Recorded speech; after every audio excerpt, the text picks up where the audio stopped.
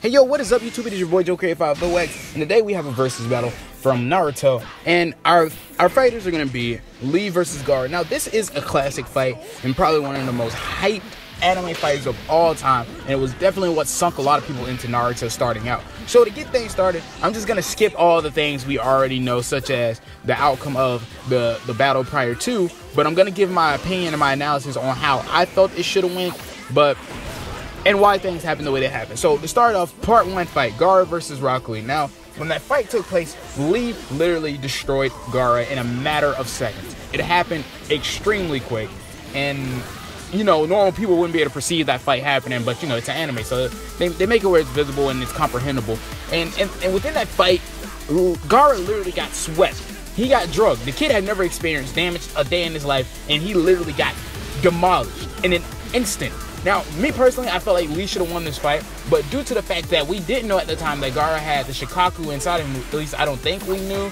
I don't remember off the top of my head. That was years ago, and I haven't rewatched the series in a very long time, so forgive me if I'm wrong on that information. But I don't believe we knew at that point in time that Gaara had the Shikaku inside of him. But had we known Gaara had the Shikaku inside of him, I don't think Lee would have been able to participate in that fight. I think they would have canceled the fight because, one, it would have been very unfair. But then again, you got to think about Naruto has the 9 tails inside of him, and he was allowed to participate, so that's invalid. Invalidate that statement. Ignore it. It happened the way it happened for a reason. Lee took that L because, I mean, Gaara had an overwhelming force within him that the kids at that time could not keep up with or comprehend or even fight against. And so, literally, the only person that was a logical opponent at that time for Gaara was Naruto, as we saw at the end. But I honestly feel like Lee should have been given the dub for that fight because of the simple fact that he demolished Gaara in an instant. Had it not been for Gaara literally not having to use his chakra to control the sand, he would have been out for the count. He wouldn't have been able to get the Lee. He wouldn't have been able to finish crushing his legs. That fight would have been over because Lee was able to recover and actually get away from Gaara, but the sand is what caught him and destroyed his limbs. So on to...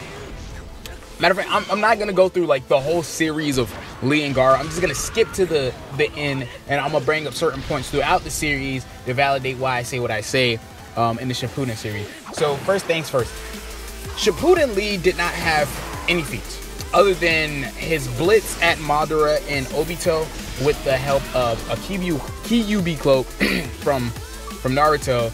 And with that cloak, Madara actually stated that he was actually shocked at how fast Rock Lee was. Now imagine Rock Lee being 3 times stronger. Or imagine Rock Lee just taking off his freaking weight, opening the 6th or 7th gate. He could have easily blitzed Madara with no problem without the help of Naruto's cloak. And me personally, I feel like Lee was a very underused character, even in the war arc. Out of all the Konoha 9 or the Rookie 9, whatever you want to call them, Lee got the least amount of screen time. Even Tenten got more like screen time than him. And throughout the series leading up until this point, Lee didn't have very many feats.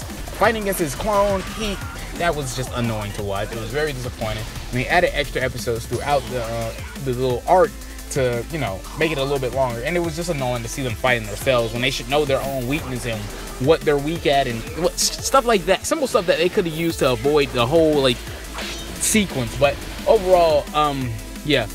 But at this point, at the end of the series, since the story is technically over, this is what I'm going to be comparing and what I feel could actually happen, or could be a possibility on and why. And I'm putting these characters in a bloodlusted state because if I don't, then it's completely unfair because we both know Lee or Gaara isn't going to come at each other with full force. So Lee in a bloodlusted state, it's all or nothing. And he doesn't want to activate the 8th gate. Now, that's going to be the only handicap I put on Lee. He does not want to enter the 8th gate because he has a child to go home to. And Gaara doesn't want to go completely like batshit crazy because, one, he's still a Kage. And I don't know if Gaara actually has Shikaku inside of him. But without Shikaku, I honestly feel like Gaara is still at an advantage for the simple fact Gaara not only has golden sand, which is more durable and lighter, he also still has his normal sand, he has his mother's sand, and I believe he learned magnet release as well. So I mean, he has the third Kazekage sand as well. That's a huge plethora of ninjutsu for Gaara alone. Now, I don't have any data book references, But if I remember correctly, I believe Gaara also knows Wind Style, but I could be completely wrong on that. So don't quote me on that, and I'm not going to bring up any possibilities like a combination of Wind Style and Sand Style, because again, I don't know for sure. But Gaara has a huge advantage because, one, Lee has only fought, well, how can I put this? Lee might actually, okay, let's put it like this. All right, Lee still has a chance in this fight, and here's why. Lee's 6th gate, that was a powerful technique. Now, Guy was able to completely swamp Kisame with 30% chakra in that, and then in the 7th gate, he was able to swamp Kisame again, and that was a full power Kisame. So that level up in between the 6th and the 7th gate is absolutely phenomenal. Now, a kid Gaara was able to, I guess you can say, maintain against the 5th gate. He couldn't keep up at that time, but this Gaara is a lot older, he's a lot smarter, he's a lot wiser, he's a lot more strategic. So I feel like 5th gate wouldn't be enough to actually do anything to Gaara. But we did see Gaara lose to Deidara. Granted, Gaara did save an entire village, and he was literally blindsided by Deidara's clay bird, which in that small encapsulated area, there's literally nothing Gaara could have did. Like, absolutely nothing. So Gaara losing to Deidara, I won't fault him entirely, because literally he saved his entire village. And again, there's just no way he could have avoided that. But Lee at 6th gate, I feel like honestly would be enough to speed blitz Gaara and actually put him out of the count. I cannot remember the name of the 6 gates technique, but the flaming peacock thing, burning peacock or something like that. That technique should be way more than enough to actually immobilize Gaara, destroy his sand shield, take out any sand defenses that he has. But we gotta remember that Gaara can also attack with his sand. He can make his sand sharp. He can make his sand very like tough and whatnot. And with the help of magnet release, saying like the 3rd Kazekage, he has access to potentially some of the 3rd Kazekage's techniques, which what we've seen from Sakura versus Chiyo can be very dangerous. Like how he branched out the sand and it just kept making spikes come out and extend and stretch out and extend and stretch out. That could be a very dangerous technique that Lee would have a very hard time avoiding if he's just simply blitzing Gaara or trying to rush in with an attack. Now, I don't know how strong and powerful the magnet release sand is, but if I had to guess, I would say it's about as strong as metal or steel or something of that nature.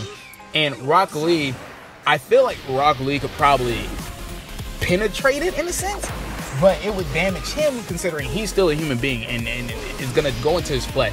So it would be a dual-edged sword if Lee stays in the 6th gate. But going into the 7th gate, and if he can fire off the White Tiger attack, I cannot remember the name of these attacks, guys, so please forgive me on that. If you guys know, comment them below. If Lee can actually go into the 7th gate and get off this attack, I honestly feel like that will be more than enough to actually knock Gaara out. Now, granted, Gaara has some of the best defense in the series, and if Gaara put a sand shield like the one he did when he was trying to turn himself into Shikaku against Sasuke, if he does that, I feel like Gaara might actually be able to sustain it, especially with his different types of sand. And if he layer them, I feel like he'll be able to like he'll tank the attack. But in the end, you gotta think now, Gaara no longer has Shikaku in him, so he's gonna be relying on his chakra more than he ever had to. And Lee, on the other hand, who's a taijutsu specialist, these techniques rely heavily on his stamina and his taijutsu and his body. And if his body is trained and endured enough, I feel like Lee should be able to maintain the 7th gate a lot longer than Guy did, the 6th gate a lot longer than Guy did. He should be able to maintain these techniques a lot better, and he should have stronger techniques. Like, that's just me. If we're going by what Guy was able to do with these techniques, I feel like Lee should be able to do probably 3 times better. 3 to 2 times better if we're talking end of series. Like in Naruto The Last, we saw Lee and a platoon of ninja literally like cut a meteor in half, and it was pretty astonishing, honestly, in my opinion, because it didn't seem like he opened anything past the 3rd gate, which was just mind blowing to me. So I feel like if Lee would have opened the 7th or 6th gate alone by itself, he could have took out that meteor by itself, and we wouldn't even needed the scene with Sasuke. But I get why they did it to, you know, give us the Sasuke hype. But overall, I honestly feel like this is a fight that Lee would win. And if you guys think differently, comment down below and let me know. I love to hear your reasons why and who you think would win and end the story fight. It was your boy Joker Ep.1, and I hope to see you guys in the next one. And until then, peace.